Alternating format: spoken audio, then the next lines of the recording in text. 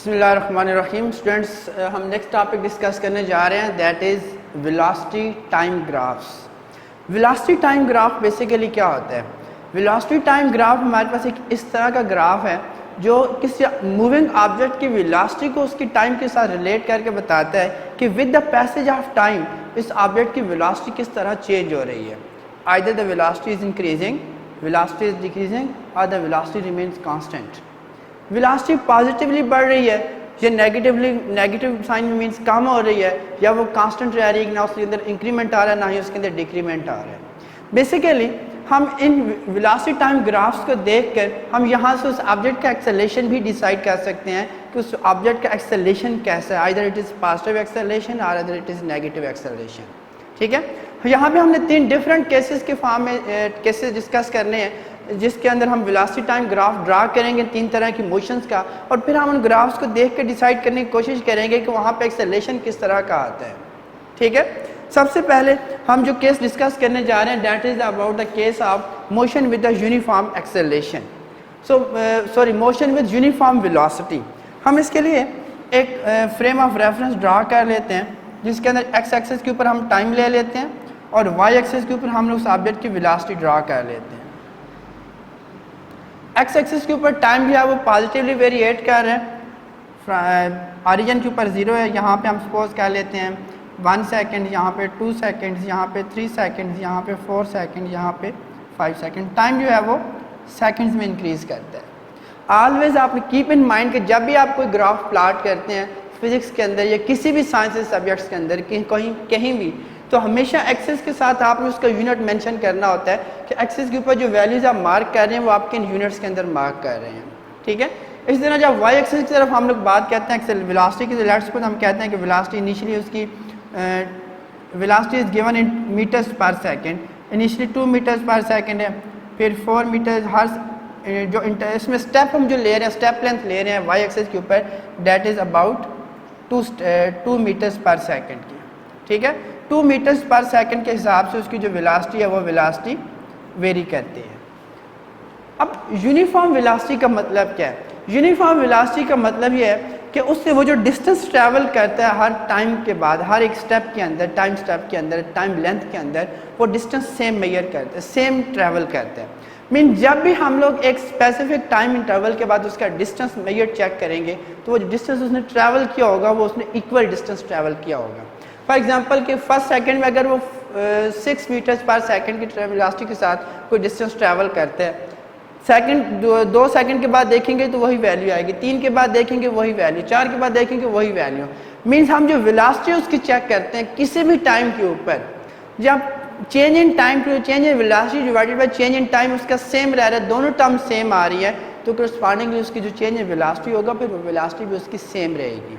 Means किसी भी point के ऊपर हम उसकी वेलोसिटी चेक करते हैं, लेट्स सपोज इनिशियली उसकी वेलोसिटी 6 मीटर्स पर सेकंड है, 1 सेकंड के बाद चेक करते हैं 6 मीटर्स पर सेकंड, 2 सेकंड्स के बाद चेक करते हैं फिर भी 6 मीटर्स पर सेकंड ही आती है, 3 सेकंड्स के बाद फिर 6 मीटर, 4 सेकंड के बाद फिर 6 मीटर्स पर सेकंड, 5 के बाद फिर 6 मीटर्स पर सेकंड। ग्राफ्स प्लॉट करने का जो एक्चुअल हमारे पास प्रोसीजर या वे होता है वो क्या होता है कि आप पहले तमाम जो वैल्यूज आपको गिवन है उन गिवन वैल्यूज के आप पॉइंट्स मार्क कर लें ऑन द प्लेन, फिर उन तमाम पॉइंट्स को आपस में ज्वाइन कर दें, तो वो जो पॉइंट्स होंगे वो आपस में ज्वाइन होने के बाद आपको एक एग्जैक्ट वैल्यू या एक एग्जैक्ट डायग्राम बता देंगे कि वो जो ग्राफ बने वो किस तरह का ग्राफ बनता है। Either it is a straight line, either it is inclining at some angle, either it is some curved. ठीक है, तो यहाँ पे अगर इन तमाम पॉइंट्स को हम आपस में ज्वाइन कर दें तो हम नज़र आ रहे हैं कि यूनिफॉर्म वेलोसिटी के अंदर जब एक ऑब्जेक्ट मूव कर रहा होगा तो उसके जो वेलोसिटी टाइम ग्राफ बनेगा उसकी एक स्ट्रेट लाइन आएगी and that straight line will be parallel to the time axis. वो टाइम एक्सिस के पैरेलल एक ग्राफ बनेगा।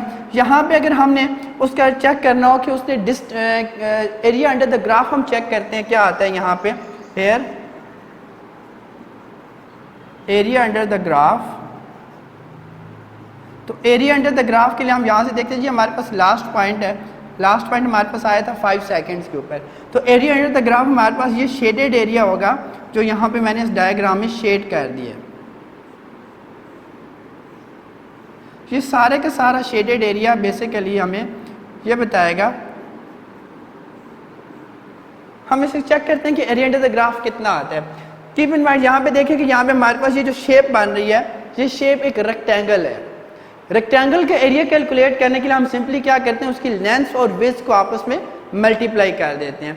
लेंथ और विड्थ को जब आपस में मल्टीप्लाई करते हैं तो वहाँ से हमें उस ऑब्जेक्ट का एरिया अंडर द ग्राफ मिल जाता है। यहाँ पे देखें तो ये जो लेंथ हमारी आ रही है, this is parallel to the time axis, and ये दूसरी लेंथ जो this is parallel to the velocity axis.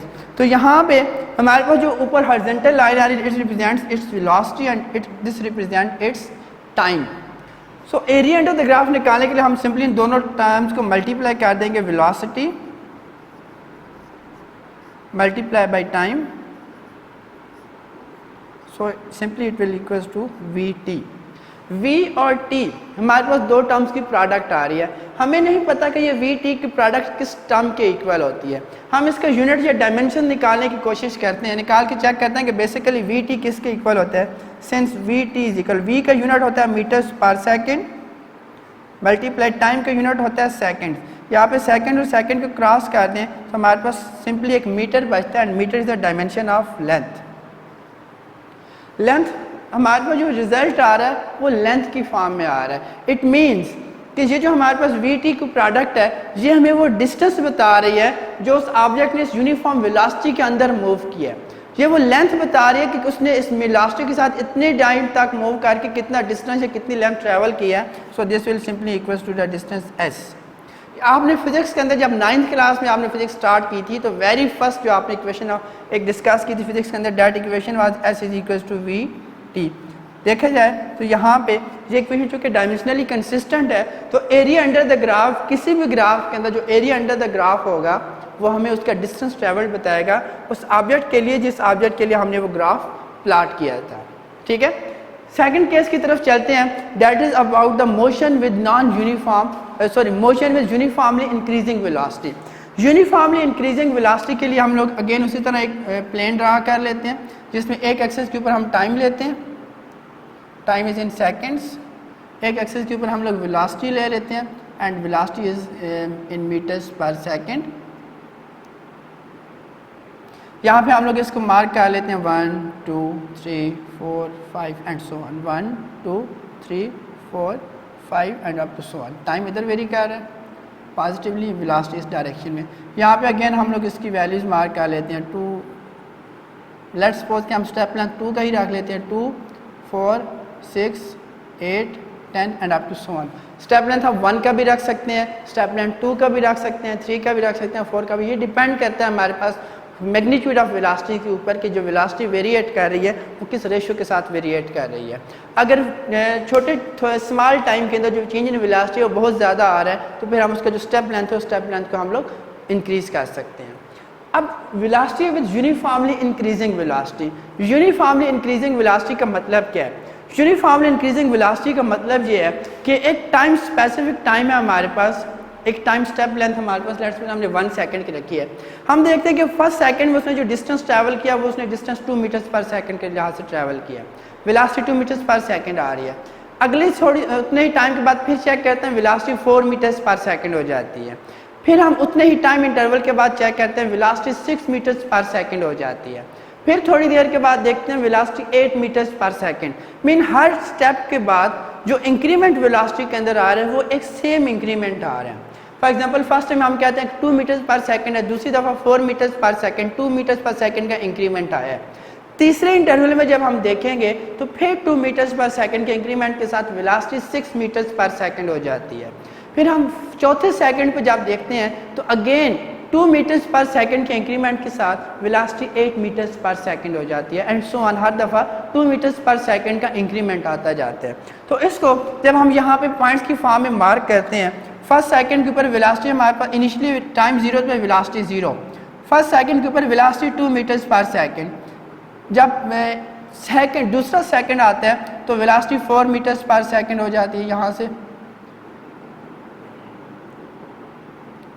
तीसरे स्टेप के बाद हमारे पास वेलोसिटी 6 मीटर्स पर सेकंड, फिर अगले स्टेप पे 8 मीटर्स, फिर इसी तरह 10 मीटर्स पर सेकंड। ठीक है, पहले सेकंड पे वेलोसिटी 2 मीटर्स पर सेकंड, फिर 4, फिर थर्ड सेकंड पे वेलोसिटी 6 मीटर्स पर सेकंड हो जाती है।